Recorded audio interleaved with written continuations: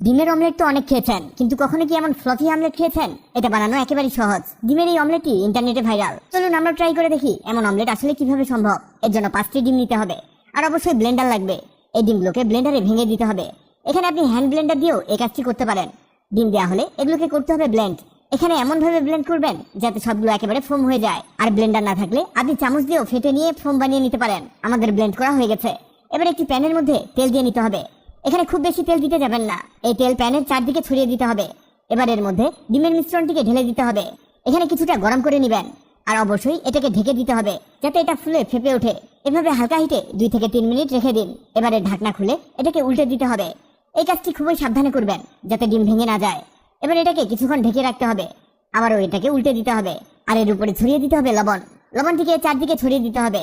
এখানে একটা কাজ ভুল করেছি, আমরা ব্লেন্ডার থেকে ঢেলেই লবণ দেওয়ার কথা ছিল, কিন্তু আমরা ভুলে গেছি। এবার এর উপরে আরো দিয়ে দিব ঘি। এই ঘিটাকেও এর চারদিকে ছড়িয়ে দিতে হবে। যারা ঝাল পছন্দ করেন তারা এতে হালকা মরিচ গুঁড়ো চারদিকে ছড়িয়ে দিবেন। আমাদের একদিকে ঘি দেওয়া হয়ে গেছে। এবার আবার এটাকে উল্টে নিব, কারণ আমরা এটিতেও ঘি অ্যাড করব। এর মধ্যেও ঠিক একইভাবে ঘি ছড়িয়ে দিতে হবে। আমাদের এটা হয়ে গেছে।